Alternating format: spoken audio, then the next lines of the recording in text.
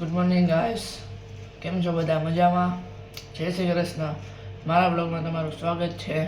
અત્યારે હું નાસ્તો કરવા બેસી ગયો. હમણાં હું સ્કૂલે જઈશ. હું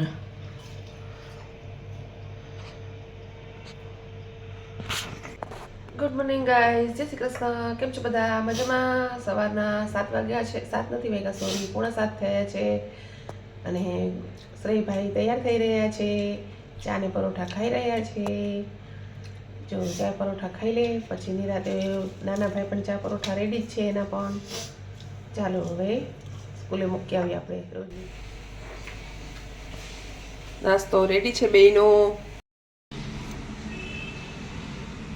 અગરબત્તી થઈ ગઈ છે.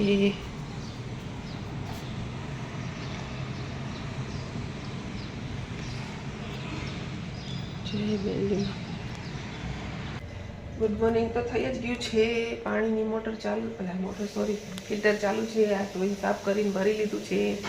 આજે શનિવાર છે, શનિવાર અને 29 તારીખ છે. ચા મુકાઈ ગયો છે. હવે નાસ્તો કરવા બેસતું અમે. દીવાબત્તીનું રેડી થઈ રહ્યું છે ભગવાનનું.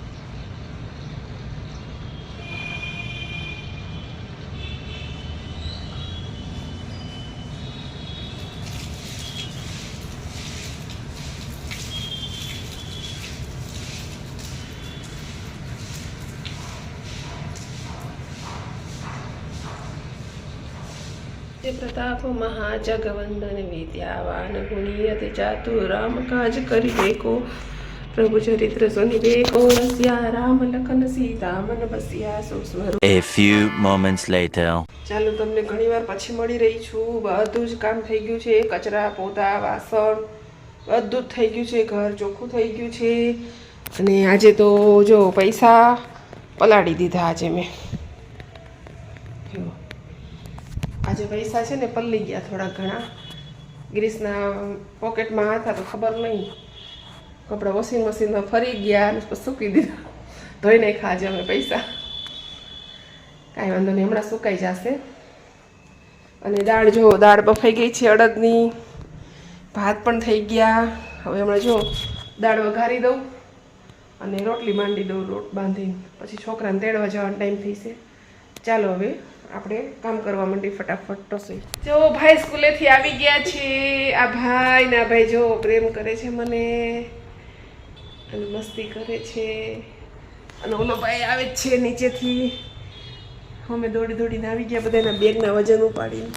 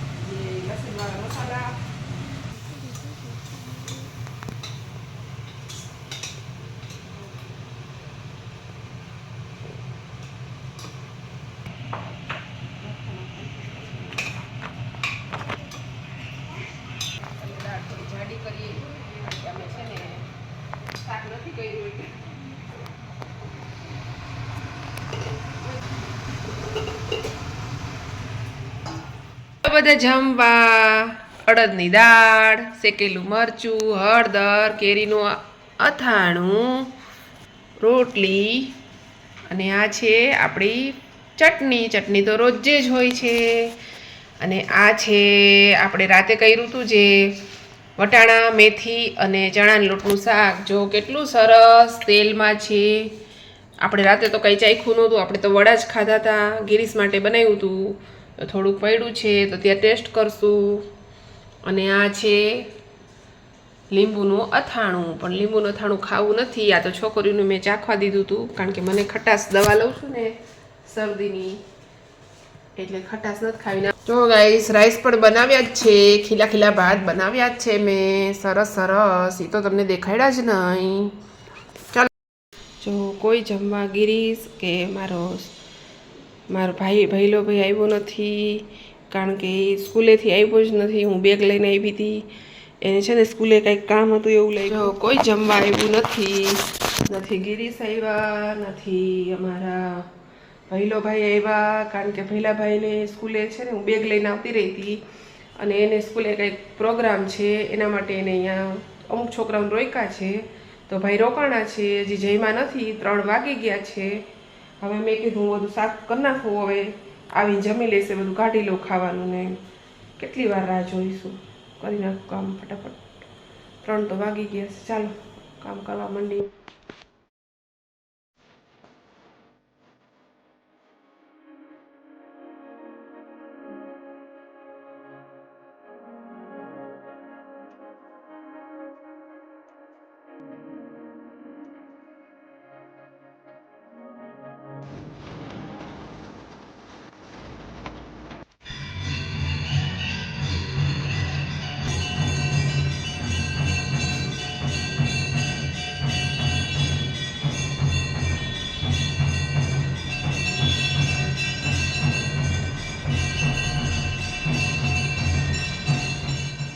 જો બધું શાક લઈને આવી ગઈ છું. તુવેર લઈ આવી છું, લીલી ડુંગળી છે, વટાણા છે, અને આ ચોળી છે સરસ, નાની નાની એટલી સરસ ચોળી છે. જો તમે બહુ મસ્ત છે.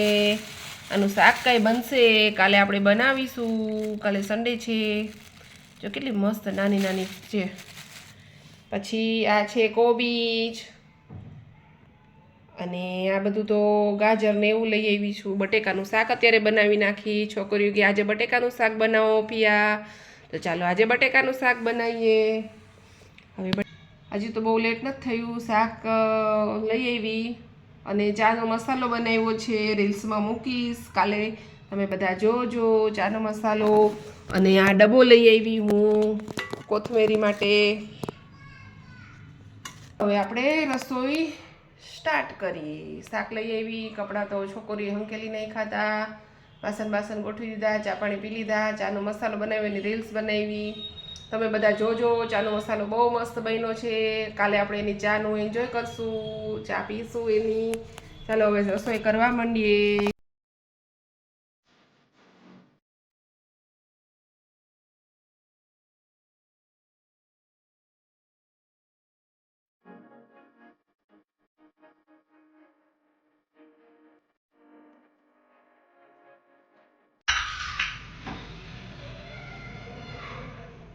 તો મેં જમી લીધું છે, બટેકાનું શાક ને ભાખરી છાશ.